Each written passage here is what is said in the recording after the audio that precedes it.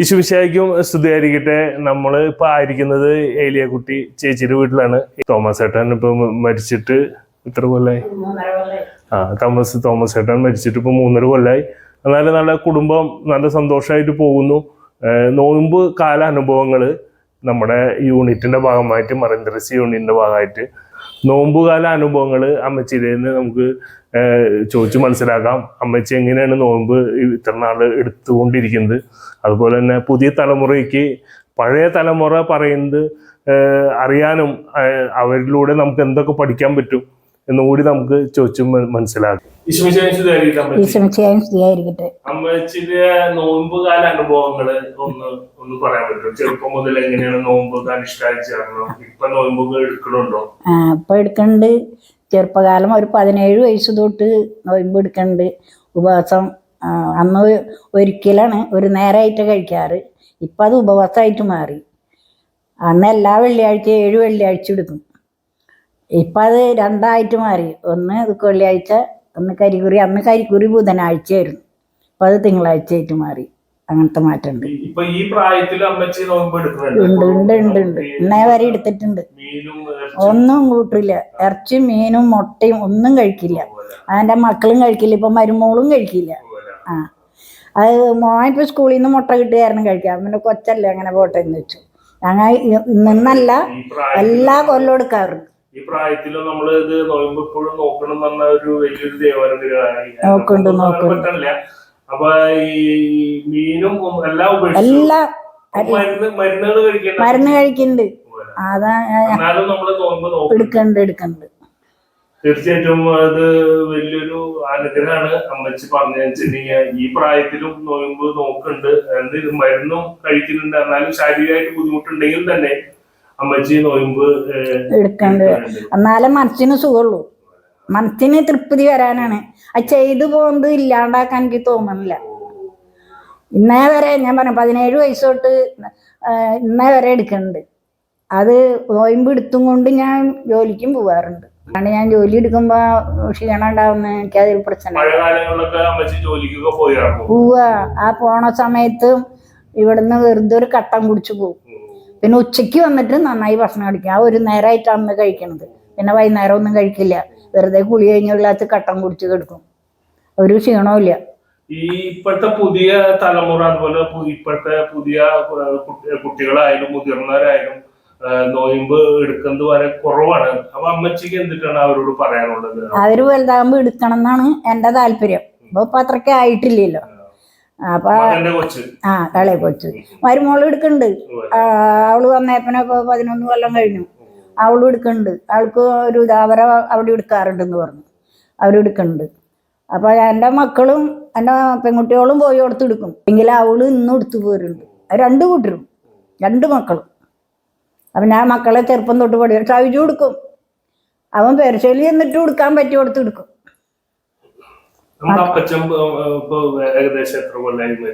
മരിച്ചിട്ട് 3.5 കൊല്ലായി. അപ്പച്ചനും എടുക്കാറുണ്ട്. സെമിനാരിലായിരുന്നു. 23 കൊല്ലം സെമിനാരിലായിരുന്നു.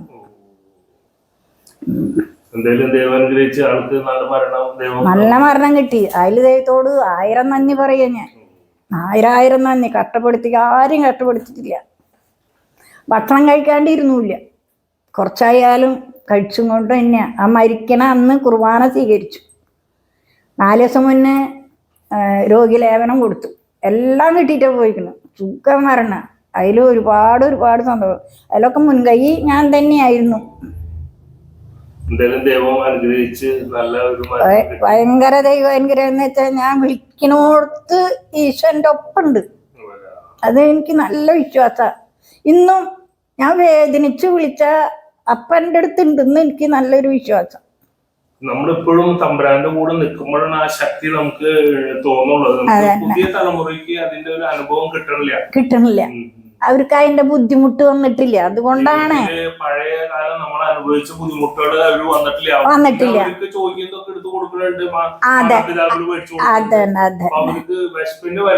അറിയണില്ല. വിശപ്പ് എങ്ങനെയാന്ന് അവർ അറിഞ്ഞിട്ടേ ഇല്ല. അതാണ് ഇപ്പോഴത്തെ തലമുറയിലുള്ള കുഴപ്പം. പിന്നെ കാരണന്മാര് നല്ല ഭക്ഷണം കൊടുക്കണ്, അവർക്ക് ഇറച്ചി മീൻ ഇഷ്ടം വെച്ചാൽ അത് കൊടുക്കണ്. അപ്പൊ അവർക്ക് ഒന്നിന്റെ ഒരു ബുദ്ധിമുട്ടില്ല. നമുക്കതൊക്കെ കാണാൻ പോലും കഴിയുന്നുണ്ടായിരുന്നില്ല. അപ്പൊ അത് ആ ചെറുപ്പം തൊട്ടുള്ള ആ ബുദ്ധിമുട്ടിന്ന് വളർന്നപ്പോൾ അത് കൂടുതൽ കൂടുതൽ ദൈവത്തിലേക്ക് കൂടുതൽ അനുഭവങ്ങൾക്ക് എത്തുക. അത് ഇന്നിപ്പം ഞാൻ കുഞ്ഞുമോനെ പറഞ്ഞ് മനസ്സിലാക്കുന്നുണ്ട്. അവൻ്റെ അപ്പനെ വളർത്തിക്കൊണ്ട ഭാഗമൊക്കെ അവനോട് പറയണം. അപ്പം നല്ല മോന്ന് പേര് വരണം. അപ്പനെ എല്ലാവർക്കും ഇഷ്ടമാണ്.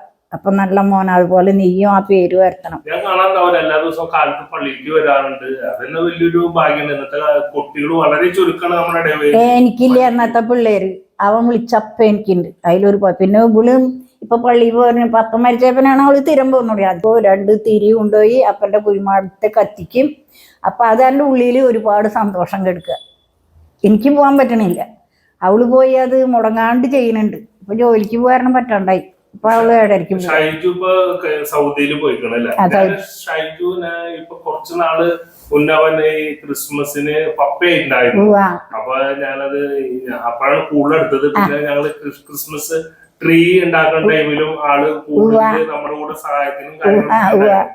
അപ്പൊ എന്തായാലും അവനും നല്ലൊരു ദൈവകാര്യത്തിന് അവന് ഭയങ്കര ഇഷ്ടം തന്നെയാ. അത് പ്രാർത്ഥനയില് അവന്റെ പാട്ട് എവിടേക്ക് വേണമെങ്കിലും കേൾക്കാം. അല്ലാണ്ട് ഞങ്ങൾ ഒരുമിച്ചിരുന്ന പ്രാർത്ഥന എത്തിക്കുള്ളൂ. അത് ആദ്യമേ തൊട്ട് അങ്ങനെ തന്നെ. ഇപ്പോഴും ആ ഒരുമിച്ചിരുന്ന് പ്രാർത്ഥന വെച്ച് ഒരുമിച്ച് പാട്ട് പാടും. ആ പാട്ടില് അവനോടൊപ്പം അവന്റെ സ്വരം എവിടേക്ക് വേണമെങ്കിൽ കേൾക്കാം. അത് കൂടാണ്ട് അവിടെ നിന്ന് ഏറ്റുപോവില്ല.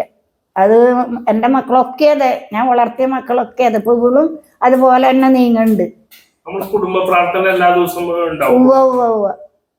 എല്ലാ ദിവസവും എത്തിക്കും. അത് നിർബന്ധം. ഏറ്റവും വലിയത് കുടുംബ പ്രാർത്ഥനയാണ്. അതാണ് എൻ്റെ മനസ്സിൽ പോണത്. ഞാൻ കഷ്ടപ്പെട്ട് വരണമെന്ന് ഞാൻ കരഞ്ഞ പ്രാർത്ഥന അന്നെനിക്ക് ഭീഷണതോടുകൂടി എത്തിക്കും. അല്ലാണ്ട് ഉറക്കല്ല, ഉറങ്ങില്ല. അപ്പൊ ക്ഷീണം കൊണ്ട് ഉറങ്ങാൻ തോന്നില്ല. ഉറക്കം വന്നാലും ഉറങ്ങാനല്ല തോന്നുക. അപ്പൊ കരഞ്ഞാണ് എത്തിക്കുക. അത് ദൈവം നന്നായി കേൾക്കും. അതെനിക്ക് നല്ല വിശ്വാസമാണ്. അങ്ങനെയാണ് പ്രാർത്ഥന എത്തിക്കുക. പ്രാർത്ഥനയിൽ എനിക്ക് ഭയങ്കര ഇതുള്ള ആളാണ്. നമ്മുടെ ഇപ്പൊ അമ്മച്ചി ഇവിടം വരെ ആയിരിക്കും തന്നെ നമ്മള് ദൈവത്തിന്റെ ഒരു അനുഗ്രഹത്തിന്റെ ഭാഗമായിട്ടാണ്. തീർച്ചയായിട്ടും 1000 നന്ദി ഈശോട് പറഞ്ഞു. ഈശോ തന്നെ എന്നെ എത്ര വളർത്തി, എൻ്റെ മക്കളെ നല്ലതാക്കി തന്നു, ഒരു വീടുണ്ടാക്കി തന്നു, മക്കളുടെ ഭംഗിയായിട്ട് കാര്യങ്ങളെല്ലാം നടത്തി തന്നു. ഭർത്താവിൻ്റെ മരണം ഭംഗിയായിട്ട്, അയ്യോ എനിക്കത് പറയാനേ പറ്റില്ല. ഈശോട് ഒരുപാട് ഇന്ന് കഷ്ടപ്പെടുത്തിട്ടില്ല. ആ മനുഷ്യനും കഷ്ടപ്പെട്ടില്ല, ഞങ്ങളെയും കഷ്ടപ്പെടുത്തിട്ടില്ല. നല്ലൊരു മരണം, എല്ലാ കൂതാശയും കിട്ടി. ജീവിതത്തില് ഒരു ഏറ്റവും നല്ലൊരു അത്ഭുതം പോലെ അമ്മച്ചി പറയാൻ ജീവിതത്തിൽ ഇപ്പൊ മോനാ പാമ്പ് കടിച്ചിട്ടുള്ളതാണ് എൻ്റെ മനസ്സിൽ എപ്പോഴും വരുന്നത്. അത് ശരിക്കും അത്ഭുതം തന്നെ. അവനെ പോയിട്ട് ഈശോ എനിക്ക് തിരിച്ചു തന്നതാ. ഡോക്ടർ അത് അത്രമാത്രം അവിടെ ഇരുന്നു ഈശോയുടെ മുട്ടുകുത്തി കൈ വിരിച്ച് കുരിശിന്റെ തൂങ്ങപ്പെട്ട കുരിശ് മാത്രം ആ മുറിയിലുള്ളൂ. ആ കുരിശുമക്ക് നോക്കിയിട്ടാണ് ഞാൻ പ്രാർത്ഥിച്ചേർന്നത്. 16 വയസ്സ് വരെ വളർത്താനാണ് നീ തന്നെ. അത് അവൻ കടയിൽ പോയതാ. നമ്മുടെ അമ്പ് പെരുന്നാളാ. കടയിൽ പോയി ഇരുട്ടായിട്ടുണ്ടായി. ആ നേരത്ത് കറണ്ടും പോയി. അപ്പൊ വെളിച്ചവും ഇല്ല. റോട്ടില് ജോയിലേക്കിന്റെ അങ്ങോട്ട് കിടക്കണോടത്ത് തന്നെയാ. അപ്പൊ അവനെന്തോ കടിച്ചെന്ന് തോന്നി. അപ്പൊ അവൻ വിചാരിച്ചു, പാമ്പ് കടിച്ചോ?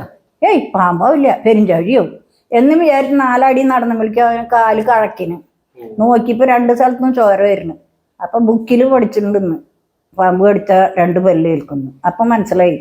അങ്ങനെ കൈയും പിടിച്ച് വീടേക്ക് കയറി. അവിടെ ചെന്ന് ചാക്കിരട്ടൻ അന്വേഷിക്കുക. അവരോട് പറയല്ല. അപ്പൊ അവൻ ചോദിച്ചു, നിന്റെ അരങ്ങിടൽ കഴിഞ്ഞില്ലേ ചാക്കിരട്ടാണ്? അപ്പൊ എൻ്റെ കാലും എന്തോ കടിച്ചു. നോക്കിയപ്പോ 2 പേരും ചോരയുണ്ടോ. അവർക്ക് മനസ്സിലായി. അവരാ വേഗം ചാക്കിരട്ടൻ എടുത്ത് കാല് കെട്ടി ഇവിടെ വന്ന് അറിയിച്ചു.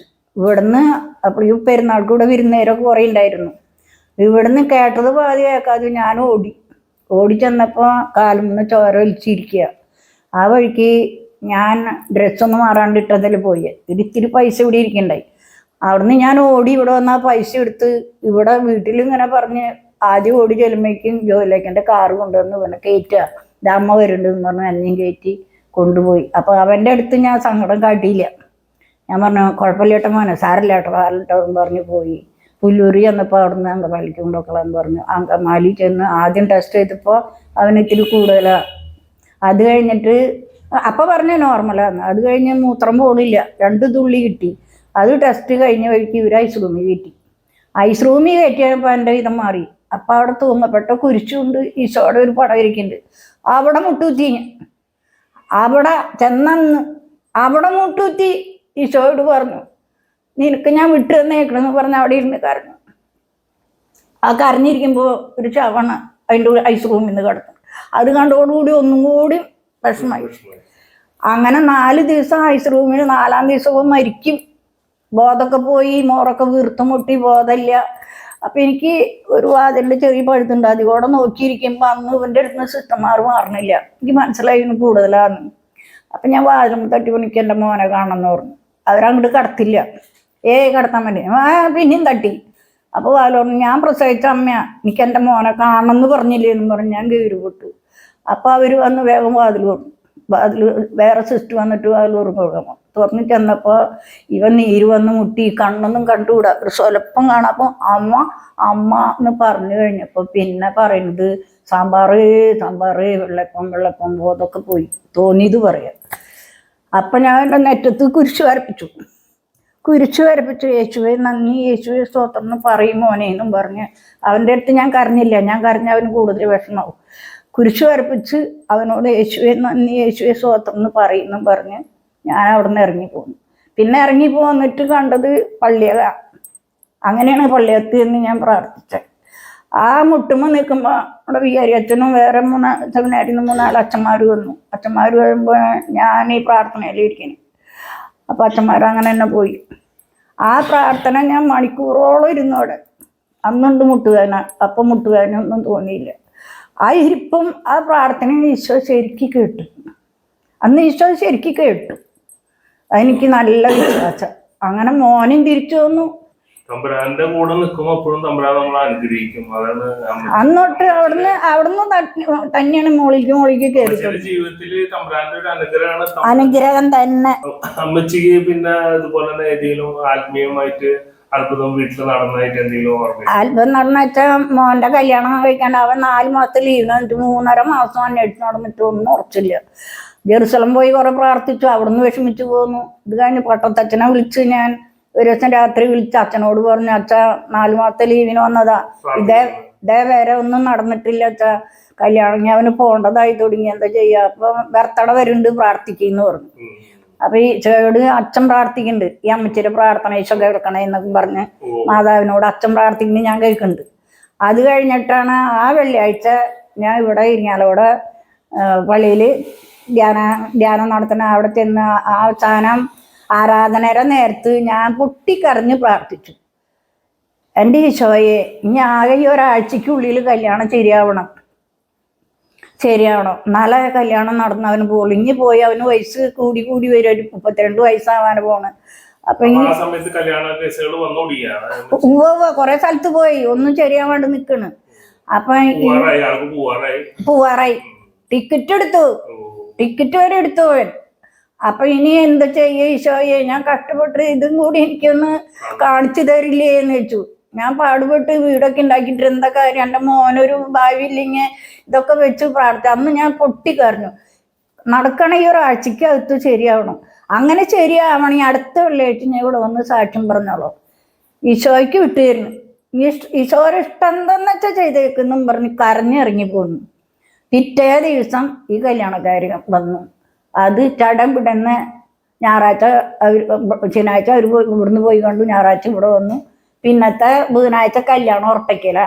വ്യാഴാഴ്ച ആഗസ്റ്റ് 15 അന്ന് കല്യാണം പള്ളിയിൽ വിളിച്ചു കയറി. വെള്ളിയാഴ്ച ഇടിങ്ങാലക്കട പള്ളിയിൽ പോന്ന് ഞാൻ സാക്ഷ്യം പറഞ്ഞു. അത് ഒരുപാട് അത്ഭുതം തോന്നി. അപ്പൊ ശരിക്കും ഞാൻ പറഞ്ഞത് ഈശോ അപ്പം തന്നെ കേട്ടു. ഒന്നുമില്ല, ഉറപ്പാണ് ഉത്തരം ശരിക്കും തരും. അറിഞ്ഞു വിളിച്ച അവിടെ ഉണ്ട്. എനിക്ക് ഒരുപാട് മനസ്സിലാക്കി. വായിക്കാറുണ്ട്. ആദ്യമൊന്നും വായിക്കാറില്ല.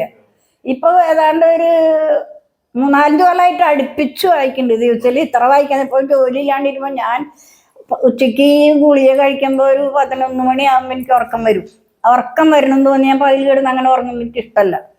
അപ്പൊ പോയി ബൈബിൾ എടുക്കും. ബൈബിൾ എടുത്തു കഴിഞ്ഞാൽ എൻ്റെ ഉറക്കം അപ്പൊ പോകും. അപ്പൊ ഇരുന്ന് ചിലപ്പോൾ 3-4 അധ്യായം ഇരുന്ന് വായിക്കും.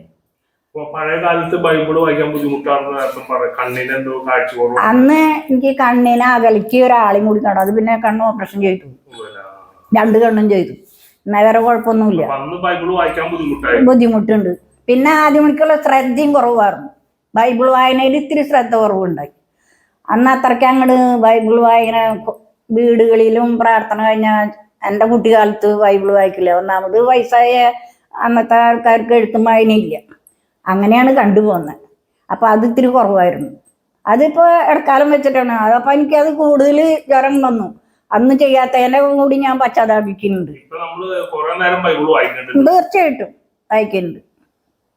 അത് ഏറ്റവും വലിയ ഒരു അനുഗ്രഹമായിട്ട് എനിക്ക് തോന്നുന്നു. അത് തന്നെയല്ല, ബൈബിൾ വായിക്കുമ്പോൾ നമ്മുടെ മനസ്സിനും നല്ലൊരു ഇത് തോന്നുന്നു. അതന്നെ തോന്നുന്നുണ്ട്. അതന്നെ ഈശോയിൽ പ്രിയപ്പെട്ടവരെ, നമ്മൾ ഒരുപാട് അനുഭവങ്ങൾ അമ്മച്ചിയുടെ കേട്ടു. ഇതിൽ നിന്നൊക്കെ ഒരുപാട് നല്ല സന്ദേശങ്ങളും കുറച്ചും കൂടി നമ്മുടെ ജീവിത ആത്മീയതയിലേക്ക് പോവാനാണ് ദൈവം ആഗ്രഹിക്കുന്നത്. അതുകൊണ്ട് തന്നെയാണ് ഈ വീഡിയോ എടുക്കുന്നത്. ഞാൻ ഈ കഴിഞ്ഞ വെള്ളിയാഴ്ച ഞാൻ ഇവിടെ സ്പിരിച്വാലിറ്റി സെന്ററിൽ പോവാറുണ്ട്. ഈ കഴിഞ്ഞ വെള്ളിയാഴ്ച വന്ന അച്ഛൻ ഇങ്ങനെ ഒരു അനുഭവം പറയുന്നുണ്ടായിരുന്നു. ഈ അമ്മച്ചി ഇപ്പൊ തന്നെ പറഞ്ഞതുപോലെ വചനം അങ്ങനെ വായിക്കാന്ന് പറയുന്നത്. അപ്പൊ ഞാനും വചനങ്ങൾ വായിക്കാറുണ്ട്, എല്ലാ ദിവസവും അങ്ങനെ വായിക്കാറില്ല. അച്ഛൻ പറഞ്ഞു വെച്ചിട്ടുണ്ടെങ്കിൽ ഒരു അപ്പച്ചന് ഒരുപാട് വിഷമങ്ങൾ ഉണ്ടായിരുന്നു. അത് വിഷമങ്ങളൊക്കെ പറയാൻ വേണ്ടിയിട്ട് അച്ഛൻ്റെ അടുത്ത് വന്നപ്പോൾ അച്ഛനൊരു മെസ്സേജ് അപ്പം കിട്ടാണ്. ഈശോയ്ക്ക് അപ്പച്ചനോട് ഒരു എന്താ പറയാ വിഷമം ഉണ്ടെന്നുള്ളത്. അത് അപ്പച്ചനോട് അപ്പം തന്നെ അച്ഛൻ പറഞ്ഞു ഇങ്ങനെ. അതെന്താ കാരണം? അപ്പൊ അപ്പച്ചന് ബൈബിള് വായിക്കാറില്ലേ എന്ന് ചോദിച്ചു. അപ്പൊ ആള് പറഞ്ഞു ഞാൻ ബൈബിള് വായിക്കാറില്ല, പക്ഷെ കുർബാനയ്ക്ക് പോവും, അവിടെ കുടുംബ പ്രാർത്ഥനയിൽ മറ്റുള്ളവർ വായിക്കാറുണ്ട്. അങ്ങനെ പല രീതിയിൽ ബൈബിള് വായന കേൾക്കാറുണ്ട്. ആള് അരമണിക്കൂർ വെച്ച് ദിവസം പേപ്പർ വായിക്കുന്ന ആളാണ്. ആളെന്നെ പറഞ്ഞായിരുന്നു. അപ്പൊ ആള് പറഞ്ഞു ഞാൻ ബൈബിള് വായിക്കാറില്ല. അപ്പൊ യേശു ഇപ്പൊ പറയുന്നത് അപ്പച്ചനോട് 15 മിനിറ്റെങ്കിലും എല്ലാ ദിവസവും ബൈബിള് വായിക്കാം. ഇത് അപ്പച്ചൻ അങ്ങനെ ദഹിച്ചില്ല. അപ്പച്ചൻ അത് ഇത്തിരി പ്രായമുള്ള ആളാണല്ലോ. അപ്പൊ ആൾക്ക് ഇങ്ങനെ പെട്ടെന്ന് പറയുമ്പോൾ അത് ശീലാക്കാന്നുള്ളൊരു ഇത് ഉണ്ടായിരുന്നില്ല. എന്നാലും അച്ഛൻ ആ സമയത്ത് ഓൺ സ്പോട്ടിൽ അച്ഛൻ പ്രാർത്ഥിച്ചു. അപ്പൊ തന്നെ അപ്പച്ചൻ ഡിസിഷൻ എടുത്ത് പറഞ്ഞു ഞാൻ എല്ലാ ദിവസവും 15 മിനിറ്റ് ബൈബിൾ വായിക്കാം. ഞാൻ എത്ര നാള് അരമണിക്കൂർ വെച്ച് പേപ്പർ വായിക്കലും മറ്റുള്ള കാര്യങ്ങളുണ്ടെങ്കിലും ഈ വചനം വായന ആളുടെ ജീവിതത്തിൽ ഉണ്ടായില്ല. അപ്പൊ ആള് ആ സമയത്ത് പറയുന്ന സമയത്ത് തന്നെ ആൾക്ക് ഉള്ളിൽ നിന്ന് ഒരുപാട് ഭാരങ്ങൾ പോയി എന്നാണ് അച്ഛൻ പറഞ്ഞത്. ഈ കഴിഞ്ഞ വെള്ളിയാഴ്ച ഇവിടെ സ്പിരിച്വാലിറ്റി സെന്ററിൽ. അപ്പൊ നിങ്ങളും ഈ സ്പിരിച്വാലിറ്റി സെന്ററിൽ പോയി വെള്ളിയാഴ്ചകളിൽ അവിടെ ആരാധന ഉണ്ട്, വചന പ്രഘോഷണം ഉണ്ട്, പല സ്ഥലത്തു നിന്നുള്ള അച്ഛന്മാരെ വരുന്നുണ്ട്. പിന്നെ എനിക്കും ഒരു ആത്മീയമായിട്ട് നിൽക്കാൻ ഇങ്ങനെ എന്തെങ്കിലുമൊക്കെയാണ് ഇങ്ങനെ ജീവിതത്തിൽ ഇങ്ങനെ പലതും കേൾക്കുമ്പോഴാണ് ഇപ്പൊ അമ്മച്ചിയുടെ അനുഭവങ്ങൾ കേൾക്കുന്നു. അങ്ങനെ പല അനുഭവങ്ങൾ കേൾക്കുമ്പോഴാണ് നമുക്കും ആത്മീയതയിൽ ഇങ്ങനെ നിൽക്കാൻ പറ്റുള്ളൂ. അപ്പൊ എല്ലാവരും എല്ലാ ദിവസവും 15 മിനിറ്റെങ്കിലും നമ്മൾ തമ്പുരാനായിട്ട് സംസാരിക്കണം, തമ്പുരാന്റെ കൂടെ നിൽക്കണം. അപ്പൊ തമ്പുരാൻ നമ്മുടെ കാര്യങ്ങളൊക്കെ കേൾക്കാനും അത് നമ്മുടെ ജീവിതത്തിൽ കുറച്ചും കൂടി ആത്മീയ നിൽക്കാനും നമ്മുടെ കുടുംബത്തിനും നന്നായിരിക്കും. ദൈവം അനുഗ്രഹിക്കട്ടെ. അമ്മച്ചിയോട് ഇനിയും ഒരുപാട് കാര്യങ്ങൾ ചോദിക്കാറുണ്ട്. അത് ഈ ഒരു എപ്പിസോഡും കൂടി അമ്മച്ചിക്ക് വേണ്ടിയിട്ട് ഞാൻ ചെയ്യുന്നതായിരിക്കും. Thank you so much.